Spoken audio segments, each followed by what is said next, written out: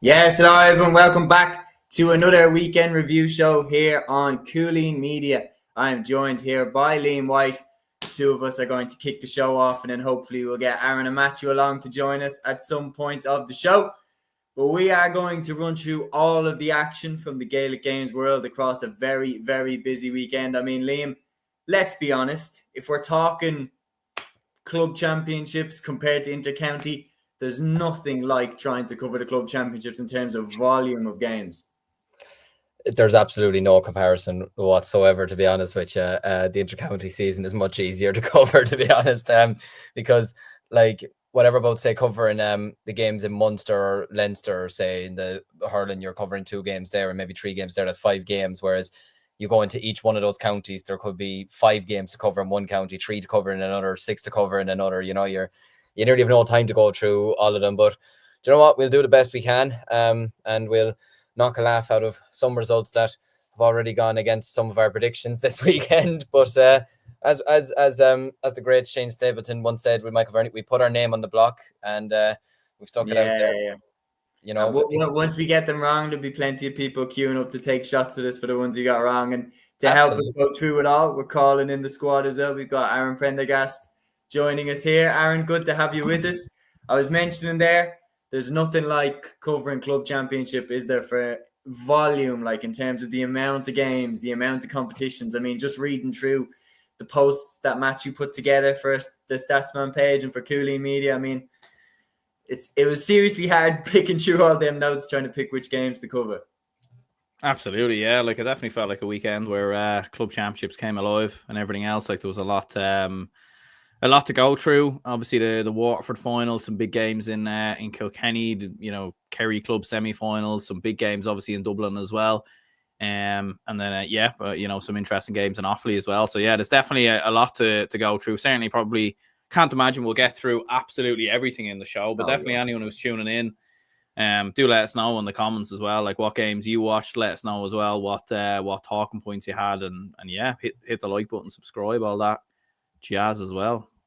Yeah, you took the words out of my mouth. For anybody new to the channel, the ticker down the bottom there will tell you how we run things here. So anything that you want to highlight, any game that you want to highlight, any competition that you want to highlight, because what we are mentioning there, it's really, really hard to cover everything. It's really hard to make sure that you covered every county to a satisfying level.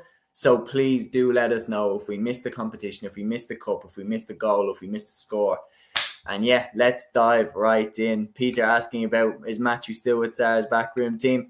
I think he'll answer that himself if he jumps into the call with us, hopefully over the course of the episode. And by God, we're going to need him when it comes to stats coming down the episode. But let's start there. Aaron, you mentioned it. Ballygunner continue to dominate. Unbelievable stuff from them. The Waterford Senior Hurling Championship Final 2025. Ballygunner 235. Mount Sion 116. Ballygunner make it 12 Waterford Senior Hurling Championships in a row. Lads, when it comes to dominance, few do it like Ballygunner. Yeah, absolutely. No, like I was at another game today while this was happening, but I could just see the message in the group chat earlier saying, I think our predictions for Waterford is safe for now, because what was it, 2-13 to 6 points at one stage in the first 20 minutes or something like that. But yeah, for Ballygunner, it's a fantastic achievement to get 12 in a row, winning a county final by 22 points, and especially given the way Mount Sion won the semi-final as well. I didn't expect maybe this to be an easy game for Ballygunner, and especially the way they, I would say, probably fell over the line in their own semi-final. But yeah, look, they turned it up. They turned the style up here. Pádraig Mahoney with 11 points. Desi Hutchinson with 1-6 from play. Patrick Fitzgerald scored 1-3. Yeah, I believe that's now, is it 65 or 66? No, 66 games unbeaten now in Waterford, which is just an absolutely insane record, to be honest with you. But yeah, look, they're going to go into the Munster Championship now. They're going to be definitely one of the favourites for the All-Ireland now. There's going to be no question about that. Yeah, look, probably expected. Probably nobody would have been expecting them to not win the Waterford Championship this year, but regardless, they have to go out and do it either way. And I mean, they won the intermediate, wasn't it, just last weekend as well? And they were in a junior final as well. So there's a lot of great work going in at the club at the moment. Oh, there certainly is. But Interestingly, right, Liam, you highlighted it really well there. Ballygunner's dominance is off the scale. They are an unbelievable club. You know, the talent that they produce year in, year out, the teams that they produce, the players that they produce. But there is an alternate view on Ballygunner's success. You cannot deny how impressive it is. You cannot deny how legendary it is. 12 Waterford titles in a row is sensational. But there is an alternate view. As expressed there by Jerry, says Ballygunner's dominance in Waterford is holding the county back overall. They have won 12 in a row, and now they have 2 teams in the Waterford Senior Championship for next year. Peter also says, lads, Waterford club hurling needs an urgent SOS. Aaron, I'd love to get your opinion on that. In general, do you think, is it holding Waterford back? Yeah, it's hard to know. Like, I did watch this game. I did watch the final. Now, I wouldn't watch Waterford club hurling week in, week out. So only Waterford fans who probably go to the games week in, week out can probably truly answer that. But to be honest, like, this game was over probably from about a minute when Desi Hutchinson got the goal. Like, he got the goal inside a minute. And after that, like, it was just like, you know, this is like a classic, you know, boxing match, you know, a knockout blow inside a minute. You know what I mean? Like, Ballygunner were just rampant. And like, when you look at some of the results that they've had, like throughout the championship, like, they're putting teams to the sword left, right and center. Like, they're dominating teams, they're winning games very, very comfortably. I definitely think it is something that they should look at. But again, what can you do? Like, are people going to say splitting Ballygunner in 2 or something like that? Is that what people are gonna start mentioning? Like, I think the onus has to be on the other clubs as well. And for as good as Ballygunner were today, like, I did think Mount Sion were quite poor, to be honest with you. They were very, very flat out of blocks. I thought, like, given what Ballygunner do and given how explosive they are with Desi Hutchinson, you know, they had Kevin Matney who went off injured after 5 minutes, and you were thinking, right, there's a player. Obviously, no one wants injuries, but that's a player going off for Ballygunner. Owen Cuddihy comes on, hits 3 points, looked like, you know, like, completely slotted in perfectly. So I think the onus is on the other clubs as well. But Ballygunner are super, super dominant. Like, 12 in a row is unheard of, really. So. So yeah, I think the onus is on the other clubs. Well, I don't know what you lads think. Like, what can you do, really? Do you know what I mean? Like, I know, I think I did hear now. I don't know if this is true that Ballygunner have another team in the championship, or something like that. Jer says here, could next year's final actually be Ballygunner A versus Ballygunner B? And I'm going to throw that question to the final member. He's here. Matthew. Joining us. Matthew, we were just discussing Ballygunner and their sensational win. I mean, we were saying there, when it comes to dominance, few do it like Ballygunner, but then that there's an alternate view that it's almost holding back Waterford hurling in other aspects. Yeah, first of all, I have to say, look, I was at the Stars and Glen Rovers game. That's why I'm so late to the podcast, so I have to put that out there. Peter was asking about you, saying, is he still with the Stars backroom team? Exactly, yeah. But for Ballygunner, jumped into your conversation there on the A and B teams, and look, that is a bad look for Waterford hurling in many ways. Like, I know, look at it from my own county, the highest B team is actually in the 4th tier of CORK hurling. So to have a second team in the 1st tier of Waterford hurling, it is really, really bad looking. Look, Ballygunner are clearly the best team in it, and Mount Sion didn't really put up much anything as I've seen online. The thing is, actually, I watched the De La Salle game in the semi-final last week, and De La Salle probably should have won that game. Desi Hutchinson gets 2 late goals, and ultimately Ballygunner get over the line, and they were kind of lucky to do so. But what I noticed about this might be a bit pernickety, but I looked at the end of the Mount Sion game last week against Rowan Moore. I was live on TG Car. I didn't watch the game. I was watching the full Ballygunner game, but I watched the end of it on TG Car, and I noticed the Mount Sion players celebrating like they won the All-Ireland. I know it's a rivalry against Rowan Moore, but I'm thinking, you're facing one of the best team in Waterford next week. Why are you celebrating so wildly? Like, you know, it's just like, you have a final next week, you have to prepare for it. And it just looked like, by the look of the scoreline anyway, and the fact that we're way, way ahead after about 20 minutes of the game was over before it nearly even started. you just have to question kind of the mentality with some of the Waterford teams, with the exception of De La Salle. To be fair, De La Salle really put it up to them last week. But look, I think it's probably a bad thing for Waterford hurling that you have such an absolute dominant figure in the sport as well. It's only beneficial if they win multiple All-Irelands. Let's call a spade a spade. I know this is kind of, again, predicting on the likes of Ballygunner, but they've only won one All-Ireland in their kind of periods of dominance. I don't think that's really enough to write a home about. And in all fairness, I know they won 3 months of titles in a row until they were stopped by SARS last season. But is that really enough to constitute a team being so far ahead in the county? It probably isn't. And it isn't helping anybody else's cause by having a B team in the A Championships. What's that saying to the rest of the Waterford County? What's that saying to the likes of Roamore? What's that saying to De La Salle? What's that saying to Ferrybank? What's it saying to the rest of the Waterford Championship that you can have a B team just waltz into the championship like that?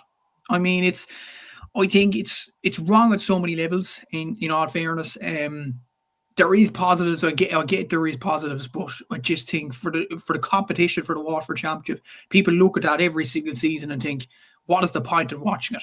Because I think the most beneficial thing that could have happened to Waterford actually was De La Salle winning last week and holding on. But obviously they didn't do it. Ballygunner got the scare, and they weren't going to get a scare today. So look, I just think the B team thing, that probably epitomises what Waterford hurling is right now. And interestingly as well, Matthew Jer says Ballygunner have only won one All-Ireland club semi-final even. So it's not a case of that they've even been getting to the finals and losing.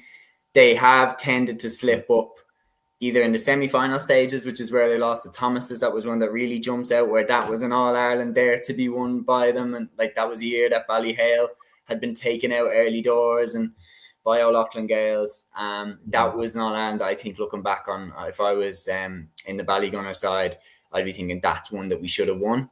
But then again, as Peter says, he says Harry Ruddle's lucky goal, that was it. So maybe a bit of luck in the one that they actually did win. Yeah, but then again, probably show, just on that as well. Like it probably shows that it doesn't help them as well. Like with them being so dominant, you know, that way. It's like Ballymacarbery in the LGFA, like 42 LGFA Waterford titles in a row, and they hadn't really converted it to All Ireland success. Yeah. 100%. And John, it is. I don't see them throwing an actual second senior team in. It's sort of similar to us because we won the Offaly Senior B Championship the last 2 years, but we didn't put forward a second senior team into the Senior A because it would just make no sense whatsoever. So I think Ballygunner now need to think about this and say, we can't just throw a second, because then what, you're going to have a Ballygunner versus Ballygunner final. Who gets medals? Who doesn't get medals? You know, it'd be so stupid, to be honest with you. But then again, look, the sad reality is it's like what Mourinho said a couple of years ago when he said the teams that can compete for the Premier League are Man City A and Man City B. Realistically, who can compete for the Waterford Championship? Ballygunner A and Ballygunner B, and De La Salle maybe because they put up fights in last weekend, but that's about it really.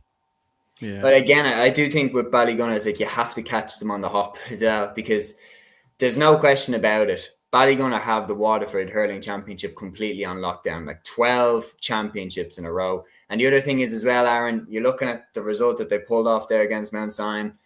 2 goals and 35 points they rack up, absolutely unheard of in 60 minutes. But then on top of that, look at the players they have coming through. Cormac Spain, like Patrick Fitzgerald is still a youngster. Like, this success isn't going anywhere. And for Waterford Hurling, they need more people. They need more clubs challenging this Ballygunner dominance, because the rivalry is how you get the best possible county team, when you have the most clubs pushing each other on. Whereas Ballygunner have just completely had this championship on lockdown now. Yeah, absolutely, they have. Like, and even as I was saying earlier, like Owen Cuddihy, who came on for Kevin Mahoney as well, who went off like after a couple of minutes with an injury. Like, he was very impressive as well.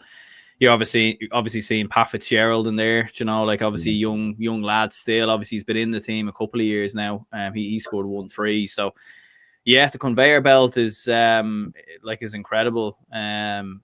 You know, like, it's mad. Like, you see some people on Twitter saying, can they just put Ballygunner into the Munster Senior Hurling Championship for next year instead of Waterford? Because do you know what I mean? Like, and it does seem to be that, like, watching Desi Hutchinson in a Ballygunner shirt, over the last couple of years is completely different to him in a Waterford shirt. You know, like he has that explosive rawness where he's cutting off the edges, like he's so skillful as well on the ball, where he's just like very direct and driving at players. We haven't seen enough of him do that with Waterford in the last couple of years. I'm not entirely sure why that is.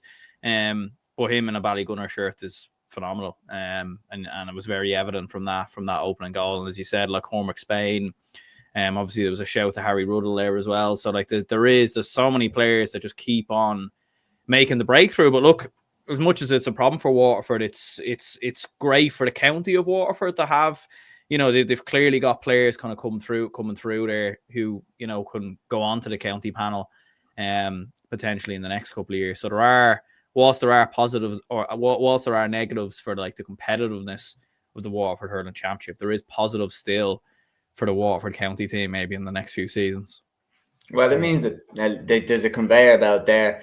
Jer says, a Waterford fan, brackets from Mount Sion, said to me after the minor All-Ireland that Spain will find it difficult to break into the Ballygunner team. I mean, that isn't a player of his talent, and he's not even guaranteed to get into the senior team.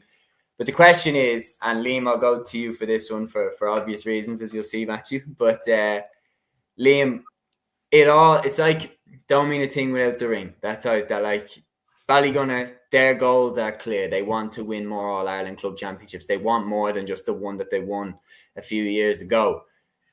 How do you see them translating this success to an All-Ireland potentially down the line? Because that's the goal for Ballygunner. They're not in this to win a Waterford Championship or Munster Championship. They're in this because they want to win the All-Ireland.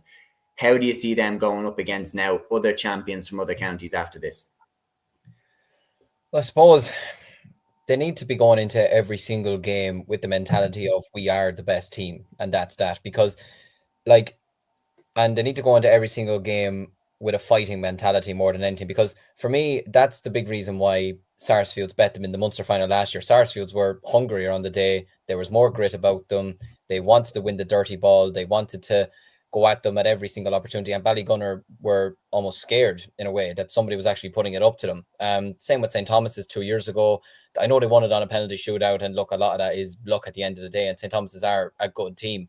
But again, when a team puts up a fight to them, I know they got over the semi-final last weekend, but when a team actually puts up a bit of a fight to them, it's almost like they don't know what to do. And that's kind of going back to the point of it doesn't do them any good that they're winning the Waterford Championship very easily. Like, I haven't, like, look, I'm the same as Aaron said, I wouldn't watch a lot of the games in Waterford, but a big reason for it is because I don't think it's a great championship at all. You know, I think that the level between Ballygunner and the rest of them is so far that it's nearly not worth watching. Do you know what it is? I'd turn on Clubber just to see what the score is in a Ballygunner game, and you would just see it's like, I don't know, 3-18 to 11 points with 25 minutes to go, and you're just like, what is the point in watching that? What is the point of turning that on?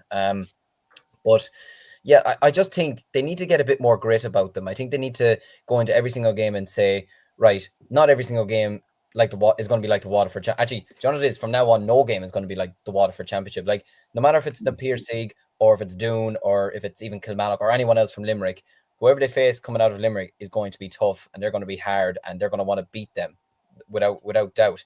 And Matthew, you could probably tell me, I can't tell off the top of my head, who do Ballygunner play if they get through? So if Ballygunner beat the Limerick champions, it's the CORK champions in the semi. Okay. Well, like, regardless if it's Sarsfields, Middleton, or anyone else, Glen Rovers, they need to go into that game and just say, we're the best team. We are going to fight harder than you today, because winter hurling is completely different to summer hurling. You know, you have to be dogged. You need big lads in to step in and take a few belts, take a few hits, pull on the ground. They need to do that. The silky, lovely hurling that they play is not going to work all the time. And it's going to be similar if they get out of Munster, that they need to go into the All-Ireland series, regardless of who it's against, from the North, from Galway, or from Leinster. They need to just simply say, we are the best team. No team in the country is better than us. We have the best players, and we're going to prove it for 60 minutes. It's just belief in themselves more than anything. And they need to get that taught into their head that that really no game from now on is going to be like the Waterford Championship. They're not going to get it their own way from here on out. Well said. Aaron, I'd love to get your 2 cents on that in terms of how do they translate this now to further success? Like, is it a bad thing that they've just rolled over Mount Sion in the final and with no competition against them? Yeah, I think they need to, like, do you remember a couple of years ago when they won the county title, and I can't remember who it was in an interview afterwards was saying like everyone was writing us off. Everyone was disrespecting us. And even in this game as well, they played like even though no one was writing them off going into this game, but they played like a team where there is a siege mentality. And I don't know, maybe if they hear what people are saying about the Waterford Championship and having two teams in the Championship and everything else, maybe, you know, they're seeing what people are saying. But I think they need to build on that going into Munster. Do you know what I mean? Because everybody will be saying going into Munster, it's all well and good winning Waterford the way that you are, but you need to go out there and show it in Munster. And as Matthew was saying, like, they've been so dominant and they are such a brilliant team, but their success doesn't reflect on it. Do you know what I mean? Throughout Munster and All Ireland. And look, there is other reasons for it. There's a lot of other good teams out there, obviously. Not to put Matthew on the spot, but the likes of Sarsfields and a few others that have obviously beaten them in previous years. So, you know, like, so there are some good teams there, but I'd very much kind of echo what Liam said. I think they just need to back themselves. It needs to be a bit more of a mentality within the group, a bit of a siege mentality maybe, and just do what they do best, because they've more, the quality's there really. It's just the hard work, isn't it? That's what just needs to follow. If they have that with the talents, then I think they should come through Munster again, you know.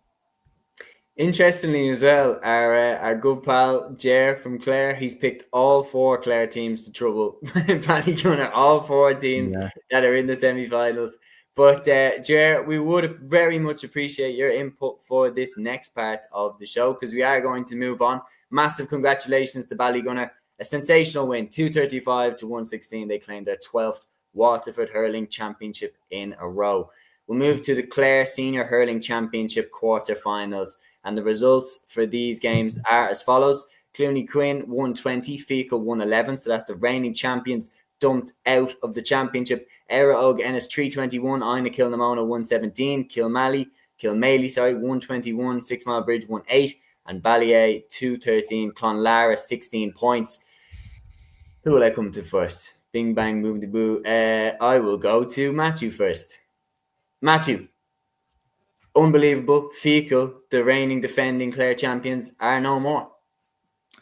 They are. No, it's unbelievable to say that. Obviously, SARS did come across Fecal last year. Decent team, a good, aggressive, I would say, kind of team. Adam Hogan and David Quilligan on that side, and they end up coming a cropper to Clooney Quinn. I don't know. That was a bit of an unexpected result, and considering actually the losses of the Clare quarterfinals, like the 4 quarterfinals, you had 6 Mile Bridge, who were in the final last year. You have Fecal, who won the championship last year. You have Ina Kilnamona, who personally were my favourites to win the Clare championship. Located on the outside, obviously, and Clonlara, who reached the Munster final against Ballygunner a few years back. So that's 4 big dogs out of the championship, and that's really, really big for Clare hurling. Kilmaley, I don't think much people would have had any notice to them. For them to hammer 6 Mile Bridge the way they did was very, very impressive. Clooney Quinn, I'm hearing they have Peter Duggan in the team, and they have a few others as well. So judging by that, it's not really a shot that they overcame Fecal today. Like, Fecal won their first championship in a long while in Clare last season. So obviously there was going to be a dip that was going to come, and it did come today. Obviously, Ina Kilnamona have the likes of David Fitzgerald and obviously the McCarthy's in that team, and Jason and Aidan in that. But they came up a cropper against Era Og Ennis, so the likes of Shane O'Donnell. So look, that's not really a shock when you consider it. But I think Ina Kilnamona, with the players that they do have, it's probably now or never maybe to try and claim that championship. And then when you look at Clonlara losing to Ballier, obviously there was more headlines in terms of that. I don't know, did you all see the Tony Kelly goal in this game? It was absolute magic. And the guy, even in an off year for Clare, he has proven in the club championship that he is still one of the best players in the country. Like, that was some goal, just running down the sideline like it was just at his ease, and just putting it beyond the goalkeeper. Like, it was just an incredible finish. And Ballier will definitely be up there in terms of contending for the Clare championship. I think probably Clooney Quinn and Kilmaley on the outside looking in anyway would be possible underdogs in it. Era Og Ennis and Ballier probably would be favourites. Judging by Ballier's experience in these situations, and judging by they have one of the best players in the country at their disposal, I would say Ballier are the favourites for the Clare championship, but a lot of big dogs going out of it. So quite an interesting weekend of Clare county action. Certainly. So Aaron, I'll come to you next. the Tony Kelly goal, is that your personal highlight from the Clare quarterfinals, or is there anything else that caught your eye? Yeah, no, it was a phenomenal goal. Like, it's vintage Tony Kelly. Like, we've seen that time and time again. Do you know what I mean? Like, it's a norm, really. It'd be great to obviously see Ballygunner on a back of, back in the mix, maybe, if they can get out of Clare. But what's actually interesting is, and I probably should have mentioned this on the last podcast, but funny enough, I was at a wedding in Doolin in Clare a couple of months ago, and I was chatting to a few people from Clare down there, and they were all adamant and telling me that Clooney Quinn were going to win the Clare Hurling Championship. Like following on from their league campaign or something of that nature. So it's worth mentioning. Do you know what I mean? Like, taking secondhand information, but seeing them kind of going and going on a run since has been interesting to see. So, but yeah, like, looking at Clare over the last couple of years, there has been a lot of shocks and surprises. There have been a lot of teams who've kind of come along and won it for the first time in a long time. So, be interesting to see if that trend follows this year. Certainly will be, and that's really interesting information. Liam, that Aaron was saying there about the insider scoop, you could say, on Clooney Quinn, and taking it from Jer's comment as well. I mean, to have two inter-county stars of the stature of Ryan Taylor and Peter Duggan, I mean, again, that's a serious spine to be able to build your midfield and forward line around. Yeah, absolutely. No, sure. We've seen what Peter Duggan especially can do with one hand, never mind with two hands, over the last couple of years for Clare. And yeah, look, John, it's brilliant to see teams like this taking down a big dog. I say big dog in the terms of like Fecal winning it last year. You know, it's the confidence that you can get from knocking out the previous year's champions, regardless of, I think there's a comment there saying that they were missing a couple of players today as well. Was Quilligan out and Shane McGrath was out, but like, still, to knock out the county champions from the year before, and by 9 points as well, is very, very good going. And that could give you such confidence going into a county championship semi-final. But yeah, and interesting even seeing there as well that Tony Kelly's only score from the game was that incredible goal. But it just shows you that even the best players, not just in Clare, but in the country, can have an off day, but can still produce a goal like that. And that's what makes him such a special player, that he can have a so-called off day, or maybe a day where he's not getting all the scores from play, or he's not putting over frees from 70 yards out, or he's not dribbling past 3 or 4 lads like he's Messi and putting the ball over the bar over his shoulder or something like that. But he can still have a moment in the game that still gets his side over the line. And for me, that's kind of the trademark of a really, really good club player. The likes of Peter Duggan, the likes of Tony Kelly, producing for their club when they probably needed it the most, or when their backs are up against it the most. And yeah, look, I think the Clare Championship now, it's wide open. You know, there's no, for me now, I don't think there's any favourites in it. I think it's wide open. Any team can win it. Every single one of them will be fancying their chances.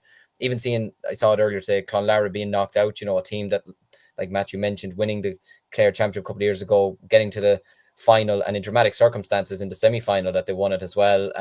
Having the likes of John Conlon there, you know, it's brilliant to see that it's a very competitive championship in comparison to Waterford. Really, it's complete opposite to Waterford, to be honest with you. But yeah, no, it's brilliant to see, and I'm actually thoroughly looking forward to seeing the conclusion of the Clare Championship now. When whoever comes out of Clare now, you know, run at Munster, you just never know.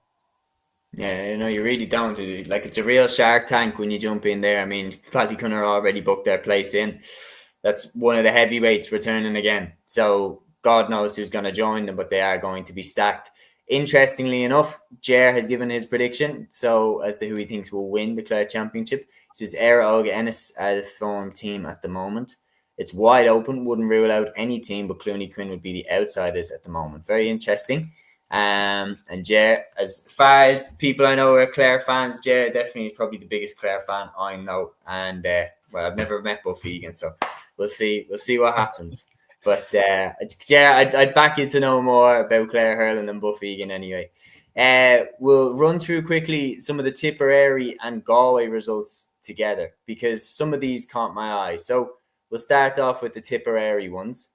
So Tipperary, Turles Sarsfields 25 points, Cashel and Cormac's 119, Nina Éire Óg 223, Mullinahone 211, Drum and Inch 318, JK Bracken's 117. And then moving to the Galway Championship, Kilmore Daly 117, Kilconnor on 116, Tommy Larkin 16 points, Ormore Marie Tommy Larkin's 19 points, Ormore 16, Sarsfields 118, Capatagal 18 points.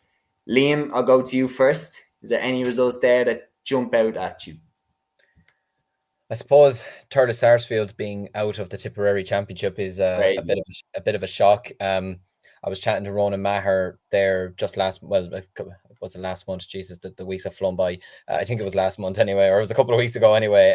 Because there was a homecoming from by An Garda Síochána in Laois, because he works there as a guard celebrating his All Ireland win. And I was chatting to him about the club championship. Ironically, said to him like, "Oh, we'll see you in a few months or whatever." But I suppose it's a bit of a shock just because Turles Sarsfield, they have a lot of really good players in their ranks. They've Pádraig Maher as their coach this year, and to see them being knocked out fairly early is a small bit of a surprise. And it's probably unfortunate that they get a win like that over Cashel King Cormac, scoring 25 points, and yet they're still out of the championship is probably not a nice feeling for them. I suppose Capitagle losing in Galway as well, beating finalists last year, losing as well. It's for them.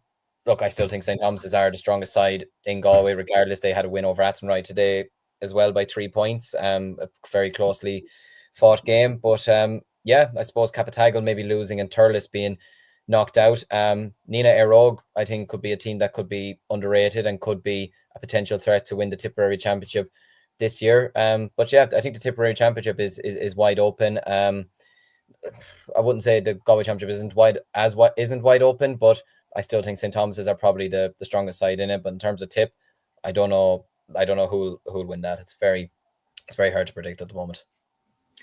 Would you like to give a comment as well on how we're one bad Kilcormac performance away from looking quite stupid now?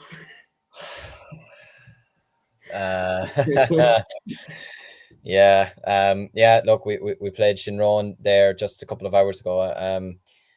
Thanks. Look, to cut a long story short, I think Shinrone can walk away very unlucky not to have won the game. I don't think we played to our best at all. Really, I think we only had a couple of players that probably played out of their skin. Charlie Mitchell, I thought, had a fantastic game, got a great goal that kind of got us back into the game.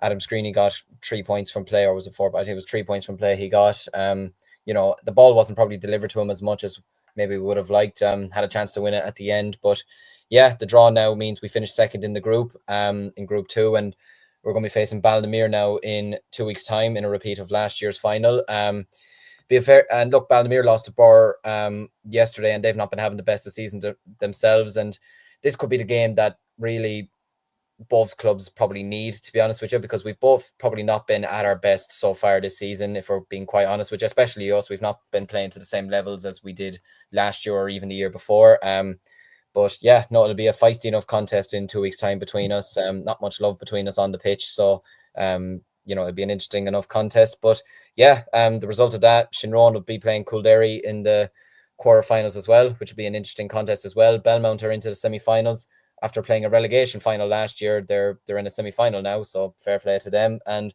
Burr are in the semi-finals. So the Offaly Championship has gotten interesting, but I might have to quit Cúilín Media in 2 weeks if we get knocked out by Ballygunner. It wouldn't be a strong start, but I was feeling pretty relaxed down. I have to say, your text into the group saying that I could rest easy because Ballygunner were on their way to Waterford. That did make me relax a little bit. But I will come to you lads next just for this section. So because you have so many games, because you have so many things to cover, just around the grounds, hurling edition. So I'll come to you kind of one by one, lads. What is it? One more personal one that you've spotted, one more personal result, personal game that you've spotted that you think that's worth mentioning in the pod. Matthew, I'll come to you first. I suppose Liam did mention the Galway Championship. I think Loughrea lost earlier in their game, so I think that'll be definitely one worth mentioning. And Capitagle losing as well, which probably epitomises that St Thomas's are very, very near in the Galway Championship at this present moment in time. And you look at the Galway Championship as well, unlike Waterford. I mean, Waterford's being used as the example, the opposite example in many ways. But Galway Championship is open, and it is very, very interesting to see who will go on and win the championship in overall circumstances. So I have to give a mention, I suppose, to the CORK Championship. I know I will just explain the rubrics behind it because I am part of doing a bit of stats for SARS. So the quarterfinals and the semi-finals was named today, and one result really caught my eye, and it was Blackrock beating Douglas 33 points to 11. That put Blackrock into the semi-finals straight away, and it probably just epitomises Douglas, or I don't know where they're at this present moment in time. Like, they're out of the championship now. They keep getting battered. Like, they got battered by SARS last year by around the same margin, 22 points. And they're a big club. They're a city club. They have a lot of underage success. You just wonder what is going on there. But look, they're out of the championship now. So the quarterfinals in the CORK Premier Senior Hurling Championship. So on one side of the draw, you have Blackrock will face the winners of Glen Rovers and Middleton in one semi-final. The other semi-final is going to be very interesting. So SARS play Charleville in the quarterfinal, and the winner of that game will play the game between St Finbarrs and Emo Kelly. That's the other quarterfinal. So very interesting. Look at the CORK Hurling Championship right now as well. Very tight to call a winner. I don't think anybody would put out their chest and predict a winner of the CORK Championship, even though there are a few favourites and stuff like that. Emo Kelly obviously are defending champions, and they beat Muskerry recently by 11 points. But look, the CORK Championship should be very, very interesting in the next few weeks. And obviously on TG Car today, you see that SARS beat Glen Rovers by 4 points. An interesting enough game. So yeah, the CORK Championship is hotting up, and other championships as well. I looked at the tip draw as well. Third of SARS is being out of it. You know what? For the tip championship, I have to say, I'd fancy, looking at it so far, I think Nina Rogue, what Liam was saying. They have Jake Morris, they have Sam O'Farrell, they have some very, very good players. So I think Nina Rogue are definitely up there. And also Tumavara, I know they finished second in their group, and they will get less of a seeding and draw for the knockout stage. But they have a certain Dar McCarthy in their team. They have a young team. They have a very, very talented group. And they have history. They do have history in the Tipperary Championship. So the teams to watch and tip, I think, are Nina Rogue and Tumavara, but should be interesting in the next few weeks.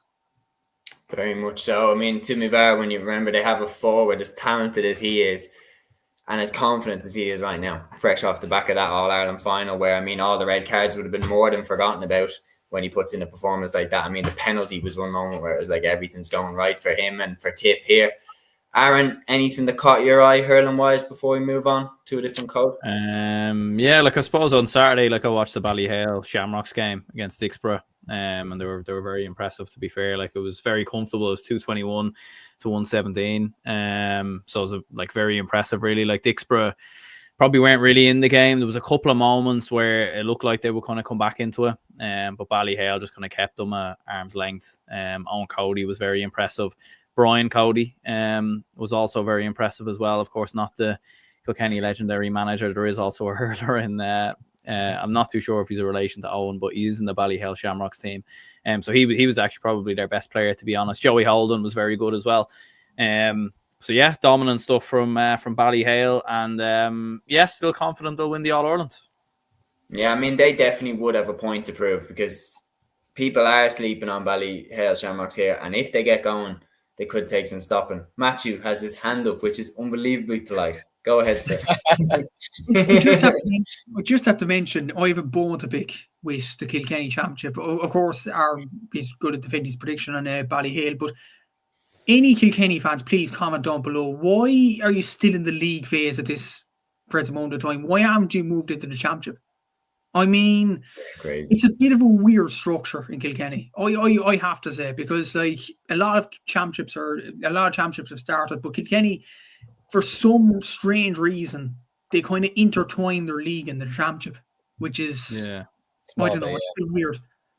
Oh, lads, like opening up the show is saying, like, doing your research for an inter-county episode versus a club episode is night and day. It is nothing like trying to figure out what stage every championship is at, because bear in mind, you're trying to cover 32 championships for 4 codes. You're trying to figure out what stage they're all at. Some of them are already done. Some of them haven't even begun yet. And you're trying to figure out, how is this all going to map out and get to the same level? If I was put in charge, give me a magic wand, I'd make them all start at the same time. I wouldn't make them all have the same structure, but make them all start at the same time so that we have a decent idea who's at what stage, rather than this kind of almost where they get drip fed to us, like where half of them get up and running and then half of them haven't started yet, and then half of them are already done by the time that half of them start. So that would be a change I'd be looking to make. But again, when is that ever going to happen? Liam, your final thoughts on the hurling action before we move on? Yeah, I suppose to go with the Kilkenny Championship, and look, See, it's kind of hard to read into this result because it is the league phase of the championship, say, but O'Loughlin Gaels losing to Bennettsbridge by 18 points to 112. Now, I do have an old housemate from college who is from Bennettsbridge, who was at the Ireland match last night. And I was talking to him at half time when we were all depressed before Adamita saved all of our lives. But he'd said to me that Hugh Lawler and Paddy Deegan were rested.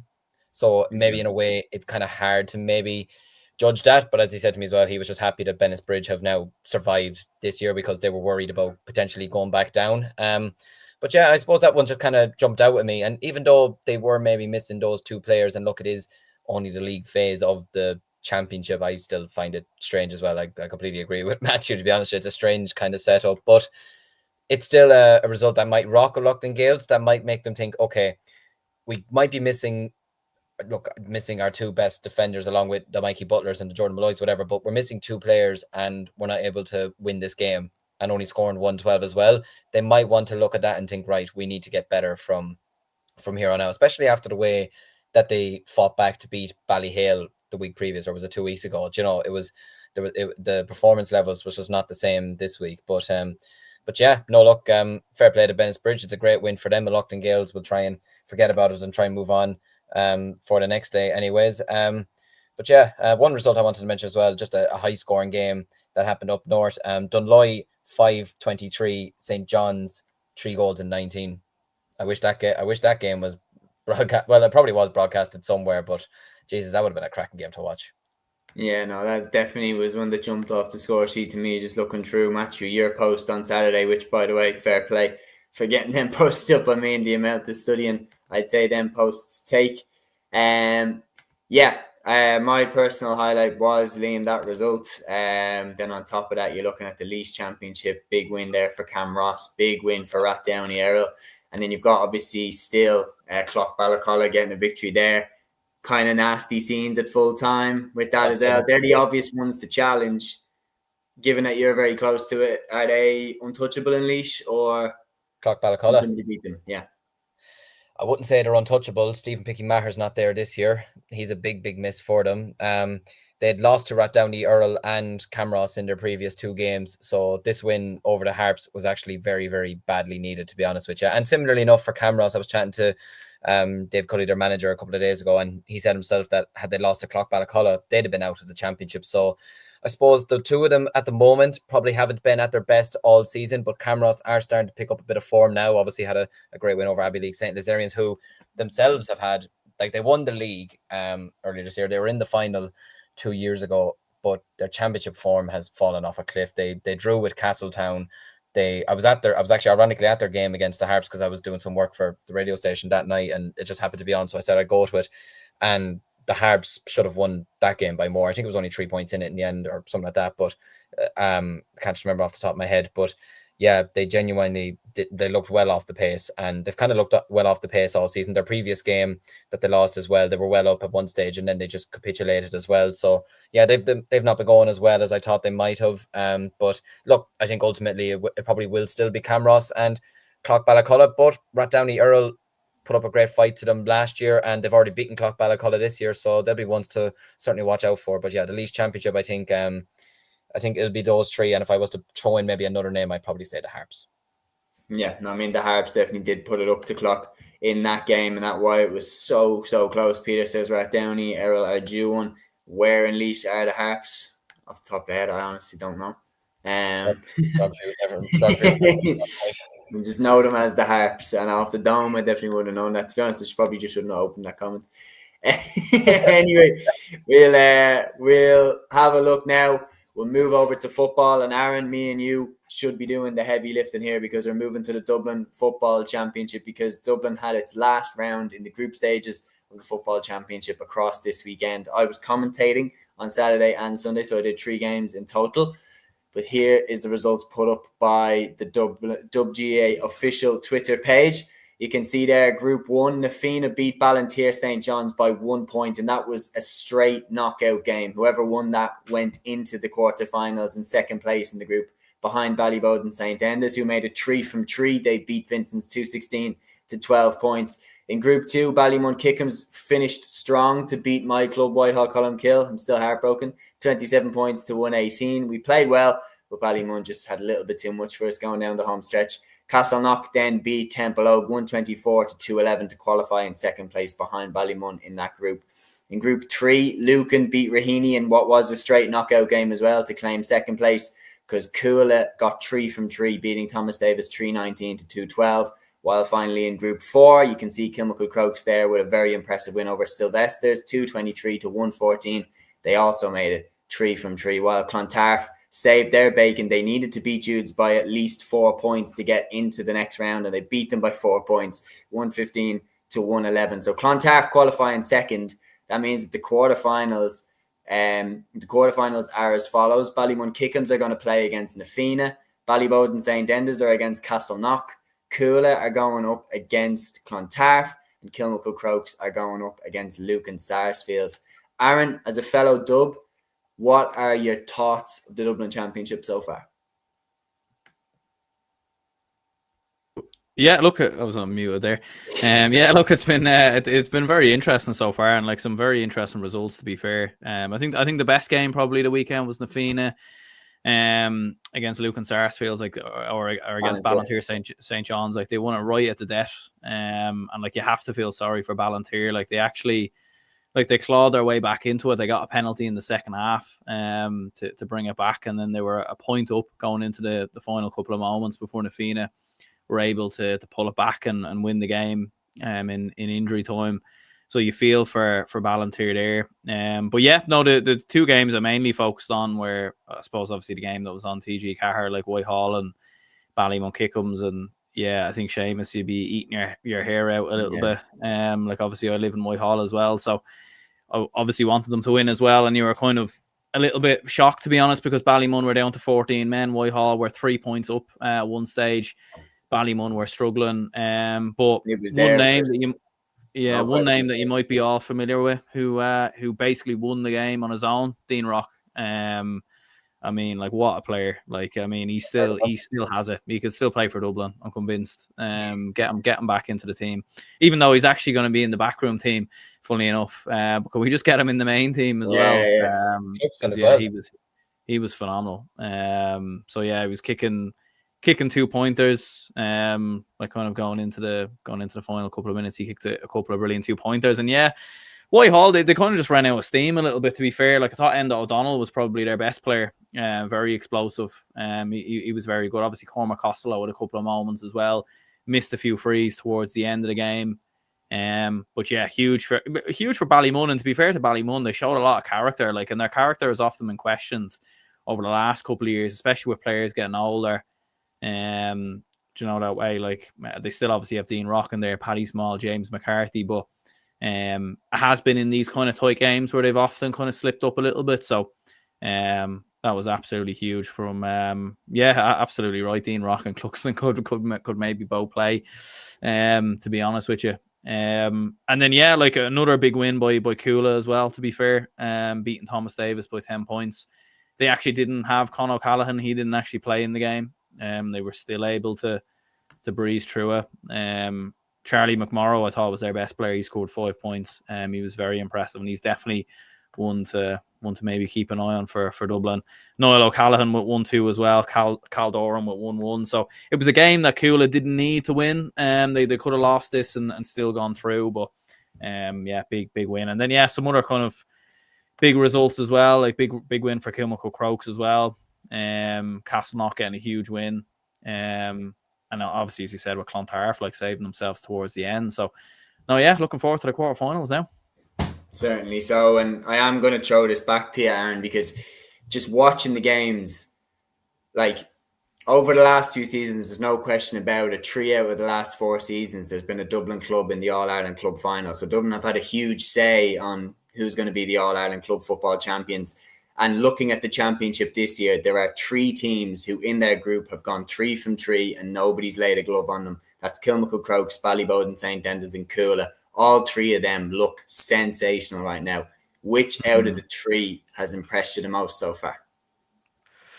I think they've all equally been impressive, haven't they? Like they've all gone about it the same way. Like I think you could pick any of them out. You know, like maybe you could edge towards Coola. Well, I mean, Kilmacud Crokes are the same as well. Like both have new managers, both have lost All Ireland winning club managers in recent years. In fairness to Ballyboden though as well, like Ballyboden probably don't. I know they've Colin Baskell in there, you know, and Ryan Baskell, but they don't probably have the county stars that Coola have and that Kilmacud Crokes have. And for Ballyboden to still be so consistent in, like, I feel like in you could go back over the last 4 or 5 years, and Ballyboden are always just winning group games easily. And when you go back through their results, when they win games comfortably. It just seems to be when they fall behind in matches, they kind of lose a run of themselves. So maybe you look towards Ballyboden. They probably had a slightly tougher group as well, to be fair. So I think that maybe stands to them. But yeah, you would expect all three of them to be in the. I didn't actually see the quarterfinal draw, but I think they're all separate from each other. So you'd expect all three of them to be in the semis anyway. Oh, they will be. There's no question about it in my mind. They're all in games where you expect them to win. Matthew, I'll go to you then next as someone from outside the championship, outside the Dublin Championship. Which out of them three, obviously assuming that one of the three of them wins it, which out of them three do you think, as someone outside the Dublin Championship, could have the biggest say on the All-Ireland Club Championship come the end of the season? I think you have to say Kilmacud, to be honest with you. When you look at, I've seen the programme briefly for Kilmacud. They have the likes of Paddy O'Connor midfield, inter-county player from Sligo, Devin Burns in goal, who I really rate highly as a goalkeeper. Being down in Kerry, obviously, at underage, he was a very good shot stopper and very good at his distribution.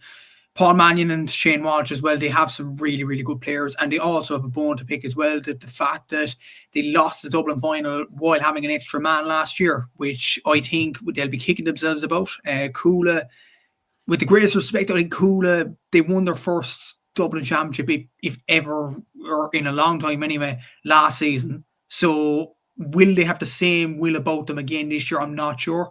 So the fact that you said the other night, Seamus, said Austin O'Malley's now not in the management position for Coola. If that is correct, that is a big blow as well, in terms of them trying to develop. So I think you have to say Kilmacud Crokes are the favourites to go on and win it, in all honesty. When you look at the others there, Ballyboden and St Enda's, like, they're highly rated as well. They're normally thereabouts. It's going to be very, very hard to say who will win the championship. Ballymun, it's a hard one. Like Ballymun, it's kind of like their time has come and gone. But boy, what you guys were explaining about Dean Rock, it doesn't seem like he's aging at all. Look at him performing on the field. James McCarthy there as well. Dylan Keating, who I really rate as a club player as well. So they do have some good players, but are they at the lower end of their careers? It remains to be seen there. In terms of dark horses, look at like Luke at Sarsfield's got a very good result against Raheny today. A Raheny team that were knocking the door for so many seasons. I've been hearing outside the county, obviously. But will hurling take over and Luke at Sarsfield's, who have a very good hurling team as well? It remains to be seen there as well. Look at your Defina, probably, I think they're more of a hurling club as well. Castleknock possibly. So I think you'd have to look at probably Kilmacud Crokes, possibly Ballyboden. I think they'd be probably the two front runners. I know a lot of people might say Coola, but I just don't think they'll have the same will about them to go and win the Dublin Championship again. Once you do it once, that's fair enough. But then when you have to do it shockingly again, that could be the challenge, in all honesty. Like, I go across other sports. Like, you look at Leicester City in 2016, performed a miracle in the Premier League, and then they finished mid-table the next season. It could be the same with Coola. Not the exact same, but I think it could be the same thereabouts. So I think Kilmacud have to be the favourites when you look at the players that they have, when you look at the experience that they have in these sorts of situations as well. I think Kilmacud have to be the favourites. Yeah. Liam, I'd be very interested to get your opinion, a fellow Leinster man, looking at who could come out of the Dublin Championship. Which one do you think would be the most intimidating for the other teams in the province? Yeah, I have to agree with Matthew. I have to say Kilmacud Crokes. And I also kind of say this from the perspective of, I feel like Kilmacud are a team that will batter you when they get the chance to. You know, they are the team that will be absolutely ruthless. Whereas Coola last season, I mean, look, they won the Leinster Championship and they merited it. You know, they were the best side without question. But they bet Naas, which was their toughest challenge in Leinster, in my opinion, and they bet them away from home, which was a really impressive performance. but then they weren't great against Tullamore. Like, they gave up so much possession against them, probably gave up a few too many opportunities as well. Against St Mary's RD, they were comfortable, and then they let them back into the game and had to salvage a late win there. And even in the semi-final, I feel like if Kilmacud Crokes had played Coolara Strandhill in the All-Ireland semi-final, I feel like it would have been it could have been a battering, to be honest with you, without trying to be too disrespectful to Coolara. Credit to them for winning the Connacht Championship last year, but I just feel like Kilmacud would have had a bit more of a rootless side to them, whereas Coola just said, we need to get to the All-Ireland final, and that's that. And the same way in the All-Ireland final, they were ruthless in the first half, but then they let Eric O'Kieran back into it. I don't feel like Kilmacud would have done that. So, yeah, look, to echo what Matthew said, I think Kilmacud Crokes will be probably the strongest team to come out of Dublin. But look, it's not impossible for Coola. Like, we have seen in the past teams, win championships after so long. You don't have to look at Manchester United winning the league in 1993. That came after 26 years, was it, and coming back and winning the league the following year. And it's the same with Liverpool after winning it for 5 years last year. They could come and win it this year. It's Limerick, even Limerick to the degree. I know they didn't win it the following year when they won it in 18 and then they lost it in 19, but then they came back and won it in 21, 22, or in 2020 as well. It sometimes winning the first one can almost be a way of saying, we want to go and win another one now. We've had this feeling now. We want to go and win another one, and kind of prove to people that winning last year's one wasn't just a fluke, or, down to Kilmacud having an off day or anything like that. And I think that's one good sign for Coola as well, that Conor Callahan wasn't playing and they still scored 319. That's very, very impressive going from them, to be honest with you. But yeah, look, I think if I had to pick one of the teams out of Dublin that I think will probably be the most fearful team from other clubs in Leinster, anyways, for the moment in time, moving forward, we can get to the All-Ireland, I'd have to say Kilmacud Crokes.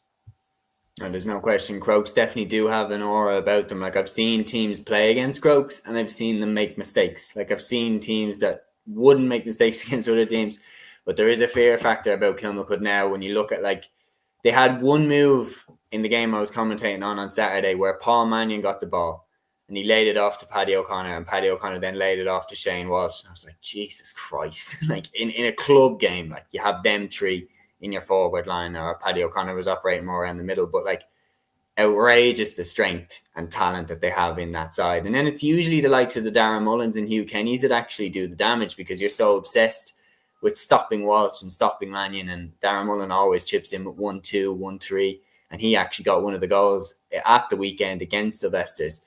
Now I'll bat the ball to each of you lads. Around the Grounds Football Edition, if you want to highlight one personal championship result that you like, and then if you want to fire it to us for our opinions on it, I'll pass the mic across to you, Liam, first. I suppose looking at the Kerry Championship, Dr. Crokes are back into the Kerry final once again, and judging by the article that was written in The Independent by Michael Verney, they strode their way into it, so maybe not probably as expected. Seeing here that Tony Brosnan was the star man up front for them, and Shawnee O'Shea was subdued at the other end, so that's never a great sign for them. He is their go-to man, but yeah, look, Dr. Crokes going about their business very, very nicely, back into another Kerry final, and doing it with, I suppose, relative ease, judging by this. Na Gael into the final, producing a powerful comeback to take down Rathmore. They're into the final now as well. And I suppose we can't go a podcast without mentioning some of the scores David Clifford got for Fossa in the Intermediate Championship for Kerry. I mean, I don't like... Ridiculous. He just doesn't seem to have any game at the moment where he's not producing a wonder 2-pointer or getting scores that are just completely out of the ordinary. And yeah, look, I think did Fossa win that game in the end? I'm not 100% sure. I think they did, yeah. They won that game in the end, yeah. Look, if they can get up to senior next year, it'd be brilliant for David Clifford and Paddy Clifford, and obviously the rest of the Fossa team as well, to be playing senior football in Kerry next year. They'll take a very hard team to beat in the final. I suppose another result that was highlighted there, actually, and I noticed it earlier, Naas losing in the Kildare Football Championship. Yeah, no, that's a big one, and that was being talked about there. In the comments, Gavin has come in with this, says Castlereagh had a good win over Western Gaels and Roscommon with a man down. Roscommon under 20 star this year, John Curran, to stay in the senior championship. He said Western Gaels are like our Monaghan. They always find a way to stay up in the relegation playoff against St Dominic's this year, where they bet Strokestown and Tusk in the last 2 years. And Jer backs up saying, yes, Sarsfield's 19 points Naas won 7. And I mean, Matthew, that's a big result. I mean, Naas were seen as somewhat untouchable in the Kildare Championship, so that's a big shake-up in that scene.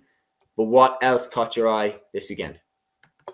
Yeah, I suppose that result really, that was quite a shock. You could see my eyes going up because I actually didn't read that Kildare result. I thought Naas would stroll to the Kildare Championship, but that result just puts Callum to the pigeons, doesn't it? It's a really big result, really big for Sarsfields, who are a very good club around Kildare, from seeing match programs and stuff like that. So, like, it was a big result for them. I seen as well, just out of the corner of my eye, the Donegal Championship, Kilcar beat Glenswilly 420 to 120 or something like that in the Donegal Championship, which was a big scoreline. Obviously, Kilcar have the likes of Paddy McBrearty, Ryan McHugh.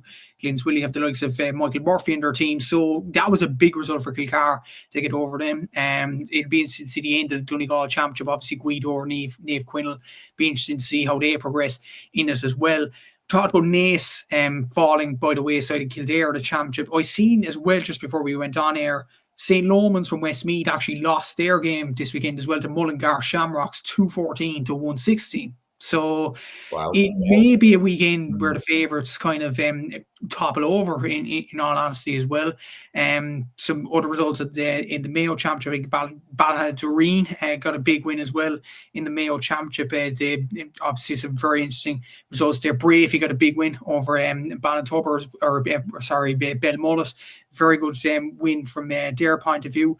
But the quarterfinals, the draw has been made in the Mayo Championship, actually, which is very interesting. Knockmore faced Ballintubber, Brave faced Westport, Ballacolla faced Ballinasstephenites, and Crossmolina Deal Rovers faced Belmullet. We talked about Crossmolina the other night. They're in the quarterfinals now. They're in as a seed 1 side. You would imagine, like, Belmullet have the likes of Ryan O'Donoghue, but they wouldn't have much else in their team as far as I gather. So Crossmolina will definitely have fancy their chances there. I mean, Balladureen, given their form in the Mayo Championship at this present moment of time, and Ballinasstephenites being defending champions, that's quite an interesting tie. Bravey and Westport, obviously Westport have Lee Keegan, Bravey have the O'Shea's, and all them. Knockmore, Ballintubber is a very interesting encounter as well. Like Ballintubber of Killian O'Connor and all them. Knockmore have been very good in the Mayo Championship over the last few years. I know Mayo clubs haven't necessarily done well in the Con Championship, and that's probably downgraded the championship a small bit. But look at those names there. It should be a very interesting championship. And look at it even more. Like, the more I think about it, the more I think Crossmolina have a huge chance of winning the Mayo Championship. Like, they're on form at the moment. They won the intermediate. There was momentum there. And they're seed 1 side. You would fancy their chance of beating Belmullet. And I think Crossmolina are definitely a team to watch in the Mayo Championship.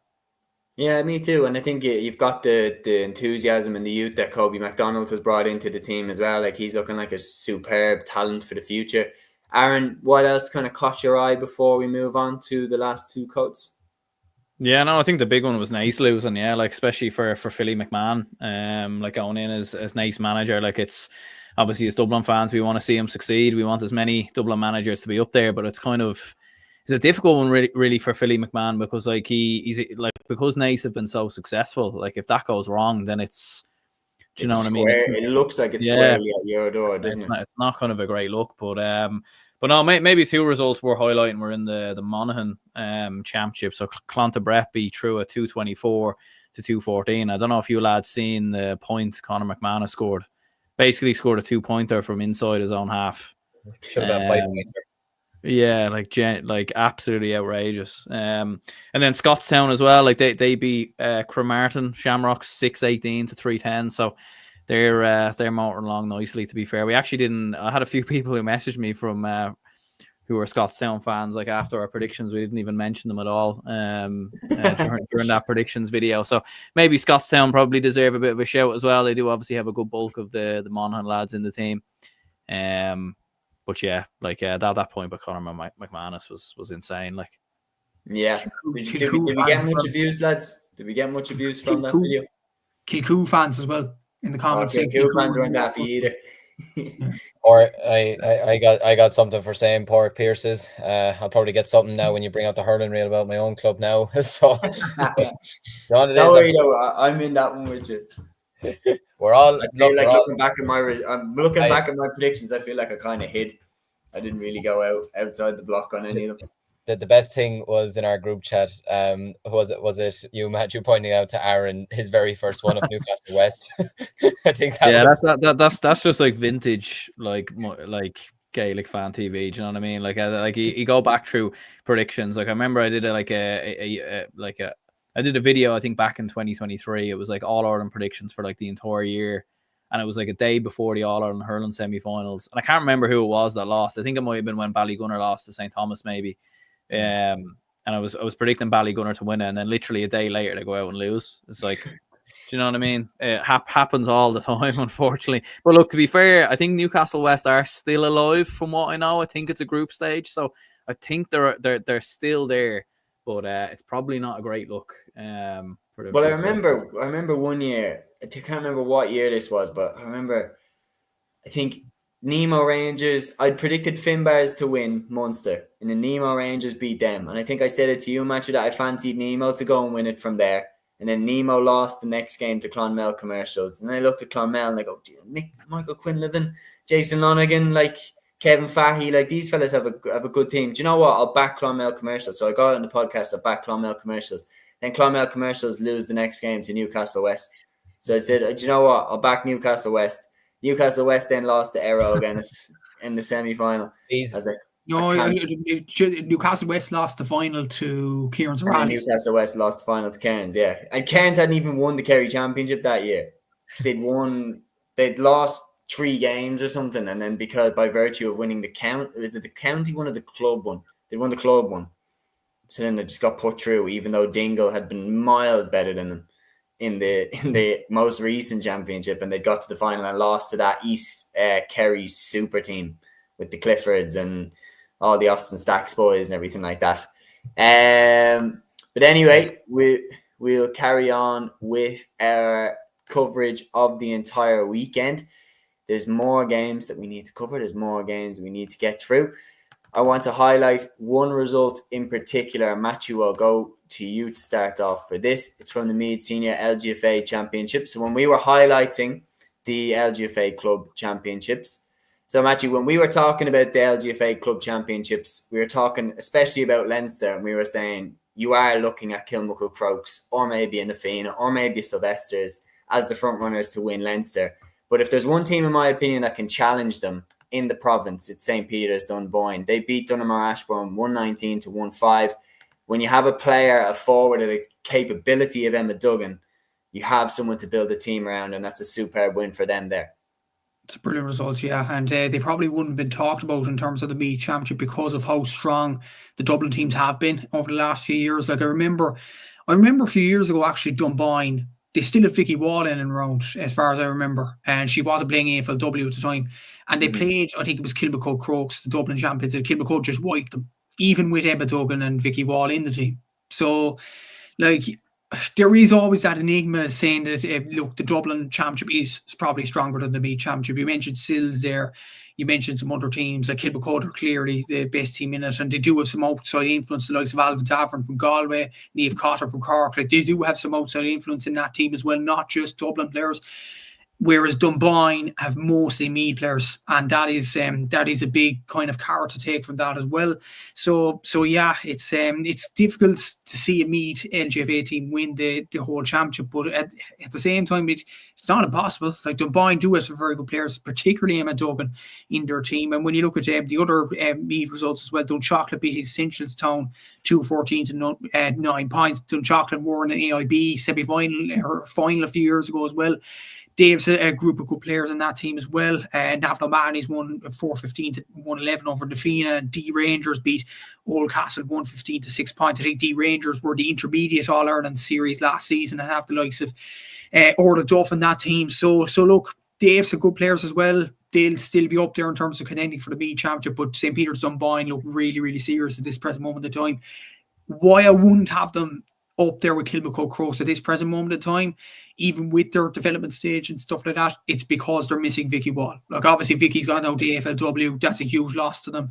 It's a huge loss to each and every club, because it's kind of a shame for every kind of LGFA club that has these AFLW players, because as soon as the intercounty season's over, then the AFLW season starts. They have to go down to Australia.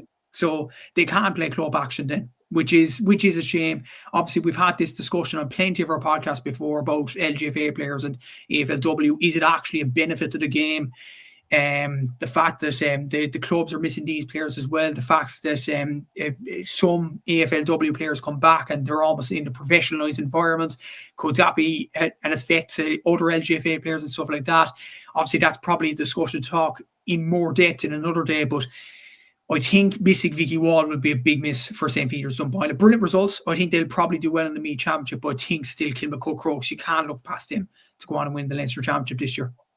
Yeah, no, I would agree, to be honest. And look, that's a debate definitely for another podcast episode for another day. But the one real warning sign for the LGFA in terms of that balance between the LGFA and the AFLW is the AFLW have expanded. They've added in a new team, they've added in games, and they've moved the preseason back.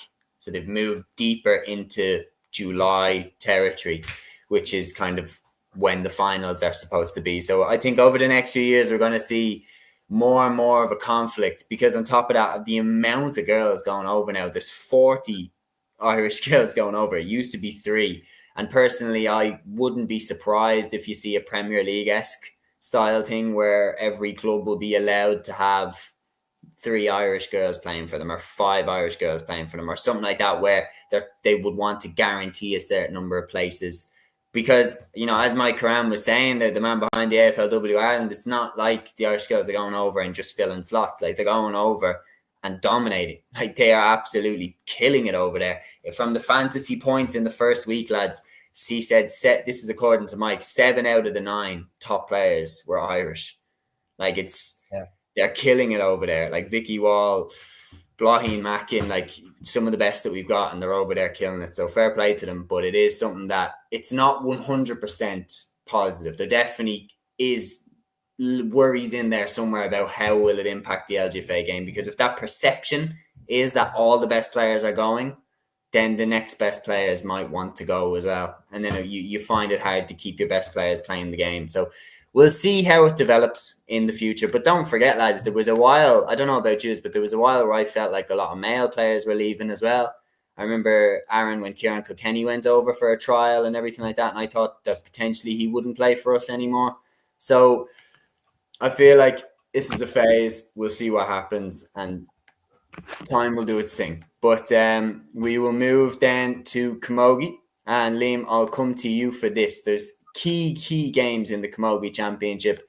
The 2 key championships I'm looking at, because I really like the look at Turles Sarsfields. They had a big win over Annaghdown, 4-17 to 115. They've got Karen Kennedy in their team. In my opinion, she's one of the best players in the country. And then obviously the Cork Senior Camogie Championship. And over the weekend, there was big wins for Killala, for Corsi Rovers, and for Ballinora. They all got good wins there. Are there any Camogie clubs that catch your eye in particular from those 2 counties, or indeed from anywhere outside? Well, I like what you did there, first of all. That was... I had to. Yeah, I feel like we'll be hearing a lot more of that over the next while. But yeah, look, a great win for Killa, great win for Turles as well. Even in the LGFA as well, I feel like I should have mentioned as well, big wins for Port Leash in the Leash Senior LGFA as well, and in the Westmead Ladies Football Championship, St Lomans and Milltown have booked their places in the semi-finals in the Senior Championship, and I'd expect both of them, maybe with the Downs potentially, to reach the final there. But yeah, no, look, I think the Camogie results over the weekend weren't too strange to me, to be honest with you. Kind of all the results kind of went the way that I probably expected, especially Turles Sarsfields winning. There'll be a big shout to win the Tipperary Championship this year. And yeah, no, look, I think the Camogie Championship over the weekend was really, really strong. Didn't get the best chance to see all the results from it. I'll be able to get more over the next couple of weeks and try and judge it a lot more there. But judging by what I've seen so far, nothing really jumps out to me now. And when you look, though, at a club like Turles Sarsfields, I mean, with the pedigree of the club, with the history of the club, when we were giving our predictions for the All-Ireland Camogie Championships, you know, we're talking Sarsfields, we're talking Dixborough. Are Turles Sarsfields to be considered as All-Ireland contenders? Because you're looking at the squad that they have, led by the likes of Karen Kennedy, the history, the prestige of that club. Should they also be added into the mix as All-Ireland contenders? Oh, absolutely. There's no question about it. like you mentioned there, the history that they have, not just in the men's, but in the women's as well, cannot be denied. And when you've got a player like Karen Kennedy in your squad, then you've got every single chance in the world of winning winning a Munster championship anyways. I nearly said Leinster, winning a Munster championship, and certainly competing for an All-Ireland. I still feel like, look, the likes of Dicksboro will still be very hard to beat. If Thurles were to get out of Munster and to go into the All-Ireland series at Dicksboro, will still be very hard to beat. But yeah, look, I think Thurles are a team that need to be watched out for in the Munster Championship anyways. They'll certainly take a good team to beat. Maybe probably wouldn't be as strong as Sarsfield maybe in Cork, if I'm being totally honest with you. But look, only time will tell. It's still very early on in the season, and they will get stronger as well. They will get better. To put up 417 is a big scoreline, but they'll probably also maybe be concerned with conceding 115. Very, very high scoreline to be conceding. But yeah, look, only time will tell. Matthew, when we talk about Munster Camogie over the last 2 years, we have been talking about the core clubs usually coming out, like the Sarsfields, etc.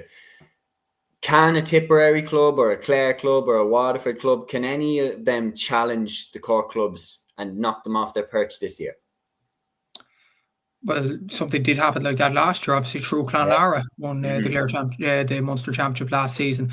And actually, Aaron's prediction for the senior camogie in Munster was very interesting. Galtier, because Galtier, I think that was the Waterford club that got to the Munster final last year to play True Clonlara, and they lost on a free pucks competition. So like any team could win in the Munster Championship. That's the beauty of it. Well, Limerick Camogie is a bit behind, but when you look at the Clare Championship, there's some very good teams in that, including True Clonlara and Tip. You've not just heard of Sarsfield, but Clonoughty, Rossmore, Drum and Inch. Drum and Inch play at the home of Tipperary Camogie in the Rag there. So there is a lot of tradition within that club as well. Waterford have Galtier, obviously from a Cork standpoint, you have the likes of Sarsfields, obviously, as you mentioned. St Finbarrs have some brilliant players in their team, the likes of the Callans, the likes of Saoirse McCartan, the likes of Ellie Wiggins and Barr. So you have some very good players in St Finbarrs, and they are well established at this stage in camogie as well. Like Jim O'Connor would have come from that club as well, so they'd be definitely up there. I think, like, you look at Tipperary, and I think you probably won't look at Cork in terms of senior camogie success. You'd probably look at Tipperary because you had Drum and Inch winning in the last few seasons. You had Clough, Rossmore has some very good players. In particular, the likes of Caught Devan and all them. Obviously, Thurles Sarsfields are not to be sniffed at either. So, yeah, I think it's definitely among the realms of possibility that any club around Munster, well, not in Limerick, but any club around Clare, with Clare probably True Clonlara, but Tip, Waterford, Cork, I think any of them clubs could go on and win it. Like Galtier are definitely up there.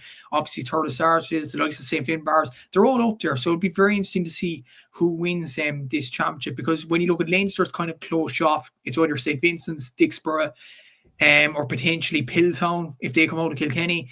But then when you look at Munster, it's more of an open season. So it's going to be very interesting to see in the next few weeks what does happen. Certainly so. Lads, we've gone through pretty much everything that I can think of. Is there anything else before we wrap up the show? Anything worth discussing? Any news? I was just gonna say that I think we're all depressed after today, apart from Matthew. Well, I had do you know what it was, lads? It was because I was at the game and I was commentating on the Ballybowden versus Vincent's game immediately after the Whitehall Ballymun Kickham's game, and I had to kind of pull myself up after, because I really believed, with 10 minutes, 15 minutes to go, I was like, well, we have them, we have them right where we want them. And Aaron, you're right. I think we just ran out of gas a bit, and Ballymun just have so much experience in their team. You're looking at James McCarthy, Dean Rock, the small brothers. They knew how to manage the game out and to get the key scores at the crunch moments. And Dean Rock's 2-pointers, he got two 2-pointers in a row from frees that we shouldn't have given away, but we did. And they really knocked the stuffing out of us and gave the emphasis right back to Ballymun. But always next year, and we've a young team, so we'll see what happens. But yeah, I'm happy that we have covered it fairly well. And that brings to an end our first weekend review show here on Cúilín Media. It's been me, Seamus Brady, Liam White, Aaron Prendergast, and Matthew Hurley. I'm going to go watch the Traders now. I'm going to go get a cup of tea, enjoy my evening. Lads, been an absolute pleasure having you on. Thank you so much to everybody that commented throughout the video. It really, really helps, especially for the club championships where we don't get a chance to see, like to watch the highlights of every game from around the country. So thank you so much for helping us out. Tune in next Thursday for a weekend preview show where we'll also talk about the news in the GA world and everything like that. But until then, Torah. Follow your instinct, baby.